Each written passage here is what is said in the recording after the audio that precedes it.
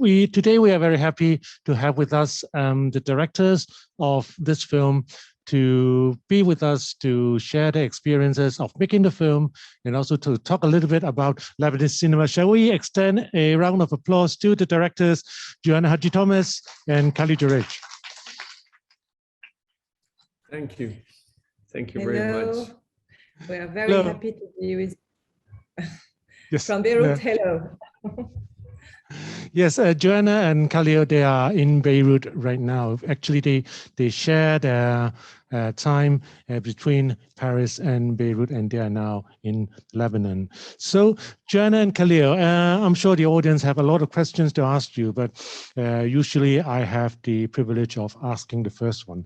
So maybe I'll do that now. And so I know that this film is somehow or partly autobiographical in the sense that the photos, the archive images, they all belong to you guys, Joana and Khalil. So can you tell us a little bit about how you came to this idea of making this film?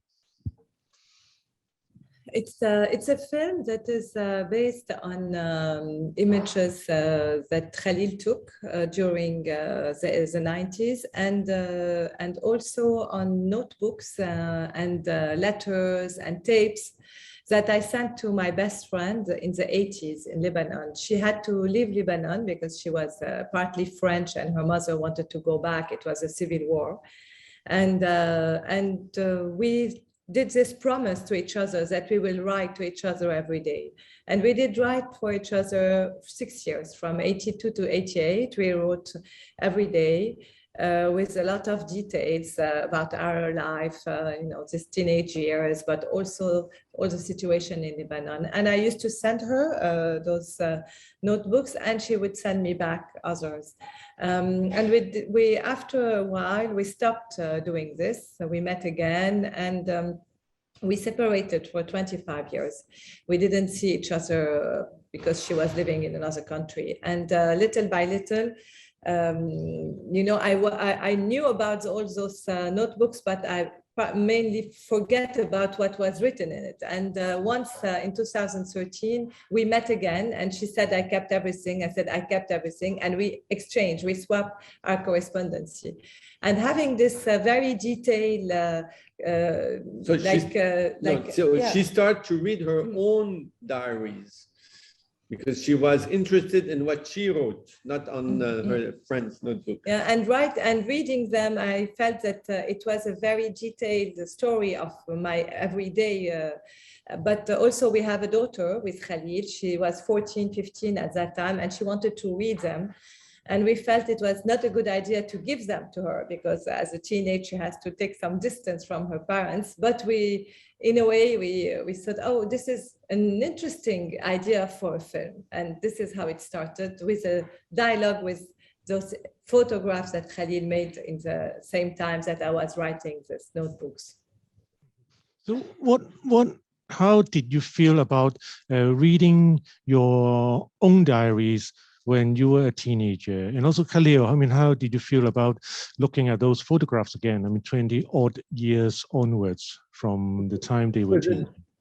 For Joana's diary, it was very different because with time, you reconstitute, you change your souvenir and things like this. So when she dealt into, so she started to deal with all those or authentic material, she was very surprised because it was not at all what she was remembering and what she told us. In a way, you rewrite your own story, even our stories, even, you remember that I smoked my first cigarette at that age in those circumstances, but then you read that it was very different. So it was like, I felt it was some memories were still there, but others were totally different. And it was moving, but in the same time, I felt it was not so interesting because in a way, I was not telling anything about really the country and what was happening with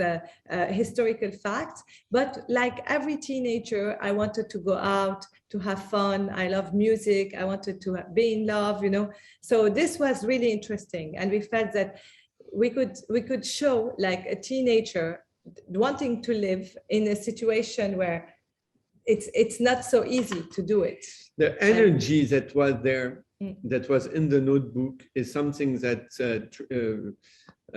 was quite amazing, because it's she was not interested in all the political changes and things like this. She was interested in how can I do to go out, to go to this party. And so there was this kind of energy and intensity that was very specific to all the teenager, however, is where you are living. And it was not only about trauma, you know, because when you talk about war, revolutions, problems, you always feel that it's trauma sides. You have those stories where it's totally linked, you know, it's daily life and desires and traumatic events are totally linked together. And I think that what was really fantastic, it was to have this material and the materials that you see in the film, because we use them. And even if we did, Khalil used his photo, for example, even if he did like more than 10,000 images of the actors to be able to make you feel that it's really happening now and you are really reading those diaries. Or to put the actors, the cast that we made in the original picture. So we work on chroma to be able to put them in the setups that were in the original picture. It was a kind of back and forth from documents and fiction. So how did you actually prepare the young actors in terms of relocating their mentality or relocating themselves into the 1980s? Probably these young actors, they weren't even born then. So they weren't even, they didn't have the first-hand experience of the Lebanese civil war during the 1980s. So how did you actually talk to them? Show them the pictures, or you shared your experiences with them, or how do you do it? Okay, you have to know that with all the actors, we never give them the script. The script is something that will have, the whole crew will have it, but not the actors. So with the actors, we will work on improvisation on the sets, always. In all our film, it's the same method. So what we have to do here is to work with them on rehearsal, on body language, meaning, for example, I have an archive of pictures. In all those pictures, the relation to my body was completely different from the archive of photography of my daughter, for example, today. I have not a single selfie. So I have not the conscious of my body to be represented in the pictures. You see, so this kind of things are, you have to work with the actors on the body language, on the ways that you move, on the kind of gesture you will have, even on the ways that you dance. You see, you have to follow we worked a lot with them before. It's for 6 months we met, we worked with them, but also we did all the pictures that you see in the film. We made them several months before the shooting. So they got to become a bit friend with each other. And we explained to them exactly what we were trying to do. And you know, if you wear some clothes, we had a very good person that helped us to do all those photos, because when you wear the clothes, you listen to the music, you see pictures, because the film is also a kind of history of photography for us, because you like use materiality of photography, like Polaroid or you know, those images that were a little bit fading with the colors.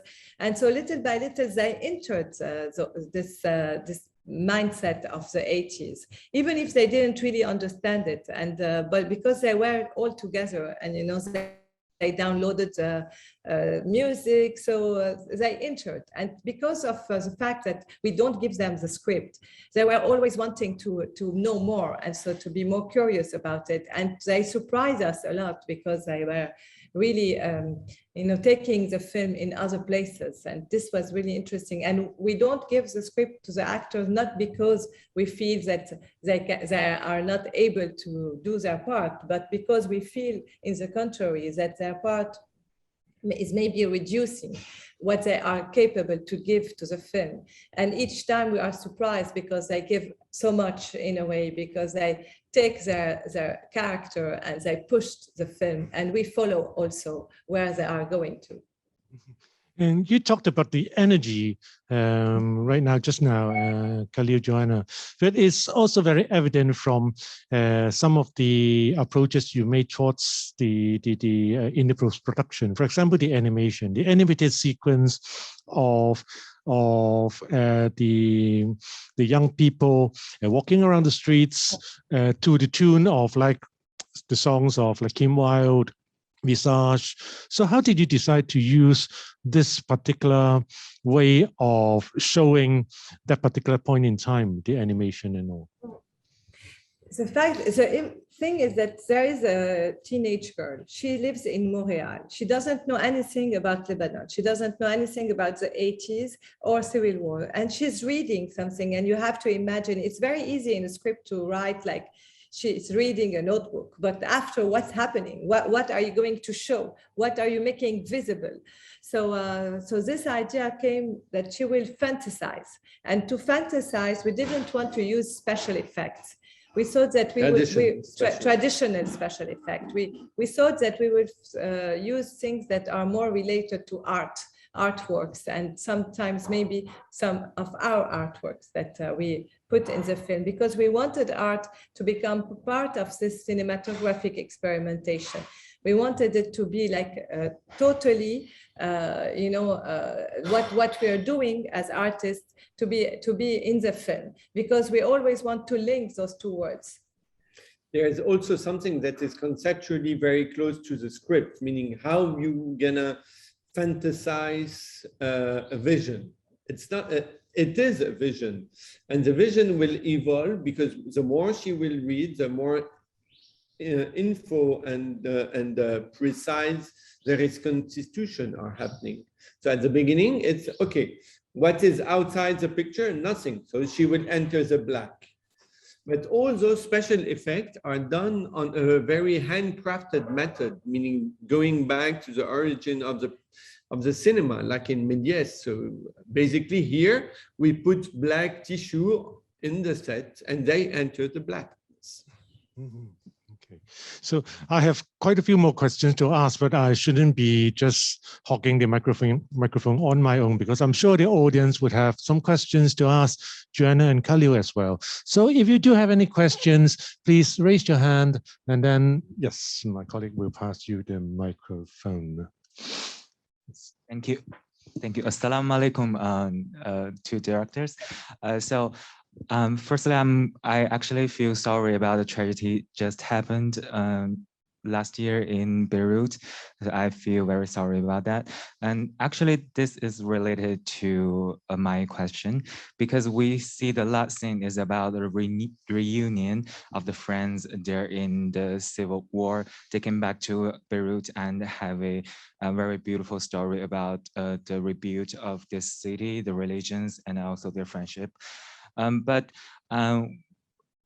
as a person not in Lebanon or in Middle East, it probably be a little bit Orientalism, because all the things that we know, the sources is in news agencies, global news agencies. So can you tell me what exactly now in Beirut, how's the people living here? How's the ordinary people living in this city? And on your last scene about the reunion of the friends in the civil war, they seem purely positive, and it's a very beautiful city. But is that could that be a little bit selective, that only we see the positive things? If it is, why? Or if it's not, is there any reason? Thank you. Okay. I understand very well this question, because we shot this film in 2019 and we started editing in 2020, and the place where the last scene is shot, that totally destroyed during the blast in August 4th, as our apartment, our studio, our part of us, each one of us. So when we because we are at 500 meters from the very close port. to the port where the blast happened. And so we really thought about this question of the ending of the film. Because what do you see in the ending of the film? You see someone coming back to a country and reunite with her friends. In Lebanon, friendship is very important because first, you don't really lose your friends. We have the same friends because it's a very small society. So you keep the same friend and also friendship Even is if important. you go and come back, you reunite easily in a way, because also friendship is very important to keep you going in those difficult moments also. So it was interesting to put this friendship and also the fact that, you know, you don't really know what destructions they are talking about, because now if you come to Beirut, many of the places that were destroyed have been reconstructed again. And it's very like strange. our house, this was completely destroyed. Voilà. We reconstruct because you have to live, you have to go on. And we felt that at the end of the film, what we could say is like after each rupture and each catastrophe, there is like a regeneration, even if the situation here is very desperate today, because financial, economic, all kind of collapse. Everything is collapsing. You have also the impression that people are fighting because they want to continue. So this is why you see we ended with the suns that are going up and down, and you don't know. There is those cycles of regeneration and catastrophe, but also you don't know how to look at it. You want to see the sun going up or going down, and it's difficult to be totally desperate. We don't have this luxury, you know. We have to continue, and so this is why the end song is like, say there must be light. You know, this idea of light. There is light somewhere, and Khalil and me, we don't like to close it all. You know, we think that we should keep on fighting and hoping a bit, or if not. When we made a screening for the team in Lebanon, it was so emotional and so depressing, because all what is written in the notebook was describing so well the situation that we are living today, that we didn't learn anything, like we are repeating the same. And this is also quite heavy in terms of historical, like, cycle of perpetual collapse. It was echoing a lot the situation, and so there was like a big and today we feel that maybe what is the film is saying is like, you don't look what happened during the civil war. You know, what did it bring to us? Do we really want to come back to this situation? And people sometimes they don't know because they are born after the war. Sometimes you will hear people saying, it's worse than the war. So in the film, in a way, we are showing what is a civil war and how it affects us. And it's not easy to live, and it's not easy to have, you know, and there's nothing worse than this. So I think the film now is echoing and acting in a very different levels than even when we wrote it. We wrote it as a transmission to our daughter and her generation from the 80s, and to tell them those were the years where we lived, and to talk about cinema and pictures and music, you know, all those things that filmmakers make. And today the film is not about a transmission, it's about, it was supposed to be something from the past, and you feel that is something that is talking about today. And this is, in a way, very difficult. A last point is that Joana and me, we didn't study art or cinema. We came because to those practices in art because we had something to say or to search about what was happening in the country at that time. And we still have the same feeling today. It's not that we were clever before. It is just very sad to say that all the problems were already there. You know, we have this faith that cinema and art are a way to maybe not change, but modify a bit things that or singularities, and can reunite people and mind, but not only people that live in the same country or in the same geography. It's a territory of here, for example, we're talking together as a territory of cinema, and this make us stronger in a way. Because we are sharing a same concern and the same temporality. This is a mean of contemporary, is being in the same temporality, even if you are at 6,000 kilometers. Yeah, to provide some background to the audience, Joana, Khalil, of course, they are renowned filmmakers whose films have appeared in major film festivals, but also they've written a lot of books about art, about politics, about history, and also they've been doing a lot of installations at museums and galleries. So it's a multi-thronged approach towards the stories in the Lebanon. So maybe we'll see whether there are any questions from, yes, up there, maybe the gentleman on the left with the green face mask, please. 請主持人幫我翻譯。Thank you very much. And I English is poor. OK， 我係想講兩個感想啦。第一個就係我係好欣賞就係嗰個對比，嗰個係一個即係悲劇裏邊咧係一種保持有一種樂觀，好似係一個去墳墓去拜訪，即係去揾翻親人，但揾唔到，但後尾喺教堂度可以係揾翻舊朋友、舊嘅一個嘅即係佢個回憶咧，係大家再相聚，即係一種係即係對比係即係。悲觀中有樂觀嘅，咁睇太陽嗰度升落咧，亦都我聯想到即係佢之前嗰個炮火嘅，即係即係戰亂嗰個炮火咧，但係跟住係太陽嘅升跌咧，亦都係一個即係即係兩個對比，但係最後一個係一個樂觀嘅一個嘅收結，係一個希望啦。咁第二個 maybe I'll just do the translation first. Joana, Khalil, I'll do it. I'll translate this into English. The gentleman said he appreciated the contrast that you used in the film. How that it's a tragedy, but it's also steeped in optimism. For example, the scene that you just mentioned, Joana, the sun going up and then going down, and also to look for the scene in the cemetery, and to be able to find the friend in the church. So maybe the second point from the gentleman, please.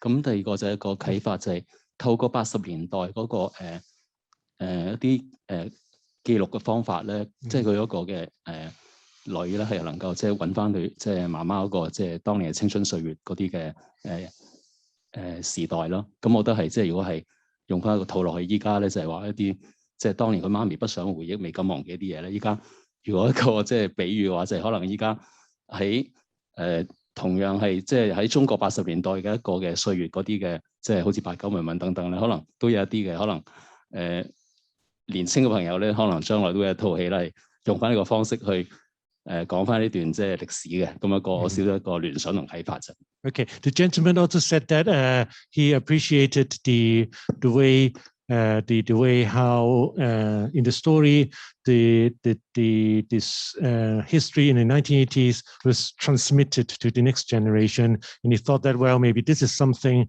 which will probably happen in China. Okay, when people who have gone through the political turbulence there, for example, the pro-democracy movement in 1989, well, these stories might be passed to the next generation there in the country. So these are actually 2 points that he's trying to make, and actually he hasn't got a question. So maybe we'll have. I just want to answer just, something. Thank you for your comments, and I think that we. In some countries, we feel maybe that history is not shared. And for example, in our country, history of the civil war is not written, it's not shared, and our country is still divided because of this. And this is why in the film, we put like this 3 generations, because we feel that we need to reassemble time, and you cannot live in the present if you don't really know your past, or if you don't transmit part of your past. And this is why I think this are very important to do. I find this quite interesting, Joana, because your previous film is the Lebanese the Lebanese Rocket Society. It revolves around this very not very well-known story of scientists in Lebanon trying to make rockets to go to the moon in the 1960s. So it's a part of Lebanese history which is still very obscure to international audiences, or maybe even people in Lebanon, isn't it? Exactly. People, they don't really know anything about the space program. It was totally forgotten. It was forgotten, and even more worse, it was conceived as the opposite of the initial project, meaning that this group of dreamers were a group of students in an Armenian university who wanted to be part of the space race. And for them, it was a way to build peace by science and education. While today, if you think about a rocket in the Middle East, it will be considered more as a missile, meaning as a weapon. So we had to fight against those shrinking of meanings, to be able, by art and cinema, to open to those possibility of considering this as an artwork or as a scientific project.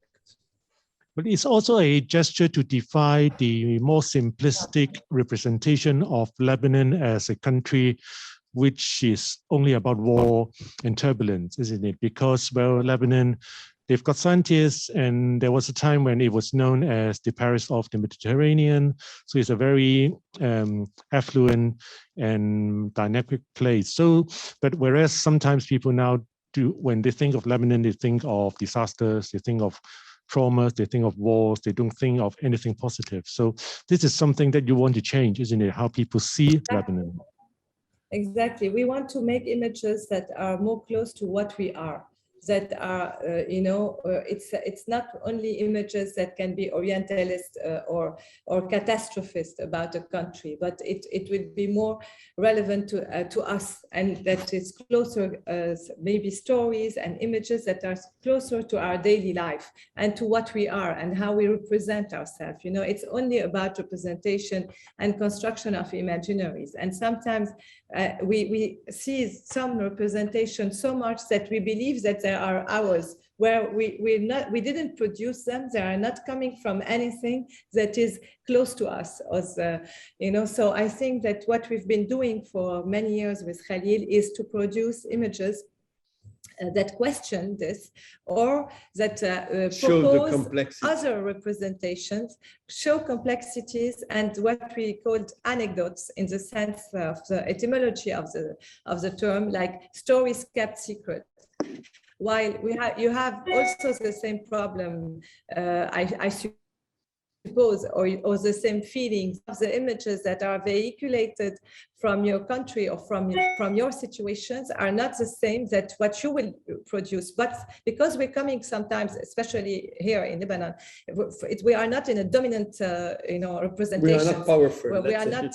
So we have to fight in other ways to be able to bring people to see us and to perceive us differently. So, and to be, this is why we were saying that this idea of contemporaneous, like we are sharing something where you don't see only a film coming from Lebanon, you see a film and that is set in Lebanon, and it will bring you to see cinema purely and aesthetic, poetic, but also to think about politics in a way.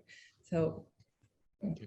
So actually, the audience still have a lot of questions to ask you, Joana and Khalil, and I do as well. But unfortunately, we are running out of time. So thank you so much for being here. Shall we extend another round of applause to Joana Hadjithomas, Khalil Joreige? Thank you so much. We were really happy to meet you all. Thank you so much. And yes, actually, Joana and Khalil, they have a website, an official website with very extensive information of their work. So please do go there if you want to understand more about their very, very, very interesting and brilliant work about history and cinema in Lebanon and also the world. Thank you so much, Joana. Thank you, Khalil. Thank you for the film, and thank you for joining us.